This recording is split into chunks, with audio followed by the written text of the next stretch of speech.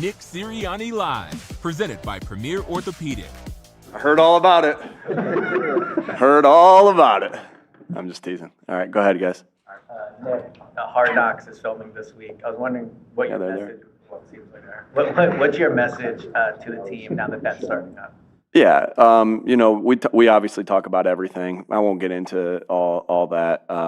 What the message is for that particular thing, but our attention has to be on what we need to do. Period. And our focus, that doesn't, whether Hard Knocks is here, whether it's Thanksgiving week, whether it's a short week, right? All those different things, whether they're after a win, after a loss, right? Our attention and our focus has to be on our process, and that's pretty much what we always talk about. What are Jeff Stoutland's responsibilities and authority as a run game coordinator? Yeah, I'm not going to get into everybody's responsibilities of what everybody does on a staff. Stout's a huge part in what we do with everything, whether it's the run game, whether it's protections, fundamental stuff, everything. So we have a collaborative effort with everybody, and you won't get into specifics of each individual person. Nick, on Monday you mentioned that getting Saquon the ball because of the playmaker he is.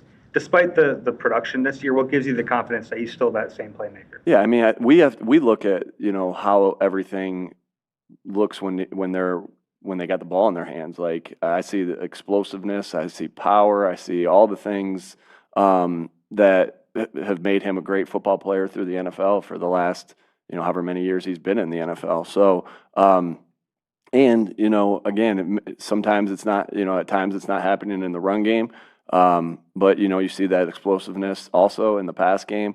And we got a lot of guys that have the ability to do those things. So just have to find ways to get them the ball different ways and get them in space, and that'll be our focus. When you see the stat that he's getting hit much sooner than he was a year ago, what does that tell you as a staff, and how do you try to rectify that? Yeah, everything. With us, we're going to always look at every detail in that, because it's never just. I mean, we played the ultimate team game. It's never just one thing. So you're trying to zero in on the things that are why that's happening. And so we have different philosophies of what to do, different ideas of what to do to help with that. And we know this. We have to get our run game going, and then we're in the process of working through that as a staff, working through that as players, because we know we want to be a balanced attack. Nick, when a team is as aggressive as the Bears are getting takeaways, does that change how you do things? Do you need to stay aggressive, or do you try to be more careful? How do you approach that? Yeah, obviously we think about the ball an awful lot. I believe they're number one in the NFL in takeaways, and we're number one in the NFL in giveaways. And so in a positive way, obviously. And so that's always on our mind. That's always on our focus. You be just as aggressive as you always would be, knowing where their playmakers are, and where they're doing a really good job of catching the football. And so you got to be really on point. It's like, I know everyone will be like, well, then Jalen's got to do this. No, it's on everybody, right? It's about our receivers being on point with their break points, their route discipline, right? The protection being clean.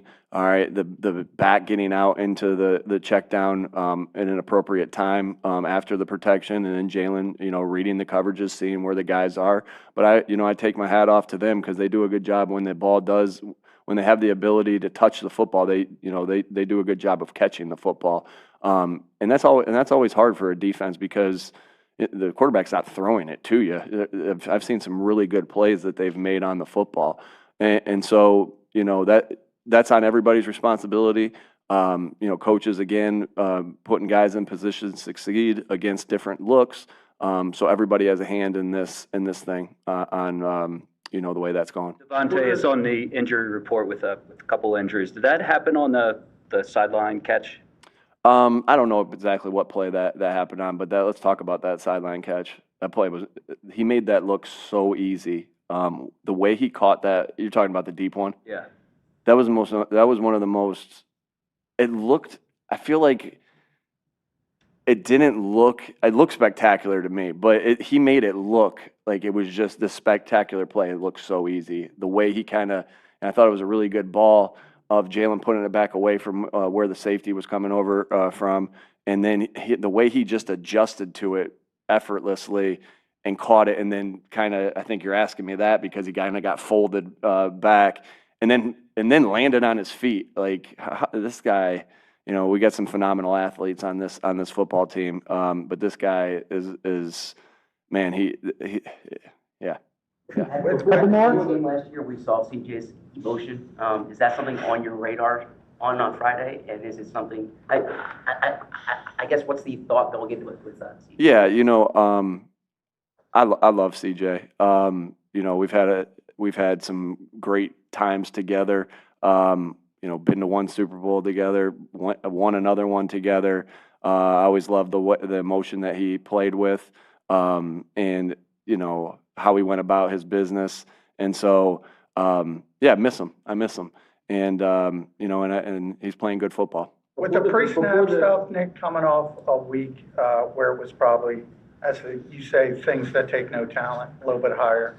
How do you handle that in the ensuing week? Is it consistency, or is it amped up a little bit? I mean, you ask the guys. I mean, it's always amped up. Any of these things that, you know, we'll talk about those things every meeting, and so it's always amped up, and you're always just looking for ways to fix it. And you first have to look yourself in the mirror. How can we fix it? We have some ideas on how to fix it as coaches, and then you know how the players fix it as players. So that's always on our mind. And I don't think it's possible to amp it up anymore because it's already pretty amped up. Last one. Before the Friday night Brazil game, you spoke about how excited you were for Friday Night Lights, and while this game's starting at 3, a lot of it's going to be under the lights. So what is your excitement level for Friday Night Lights at the Link on a holiday weekend? You know, I always like to open the season, so it was like during high school football time, which I know high school football is winding down. I think it's cool, just the Thanksgiving thing. You know, you grow up. Again, your focus and your preparation is the same no matter what. But you grow up watching, you know, television and watching football with your family and your loved ones on Thanksgiving. Now this is a little different. It's on the Friday after Thanksgiving. But I think that's always cool because you got, you know, so many people that have that as a dear memory for them of what, you know, or maybe I'm overhyping that because I grew up in a football household, but we loved that. You know, we loved College Bowl. You know, I remember we had to drag this huge when all the college games were on on New Year's Day. We had to drag this huge TV down. That not huge. It was just a really heavy TV downstairs, so you could watch the Rose Bowl at the same time you were watching the Sugar Bowl or whatever the heck it was. And that's kind of the memory I have of that, but also the memory I have of you know, growing up watching football on Thanksgiving as well. So it's pretty cool. Thanks, folks.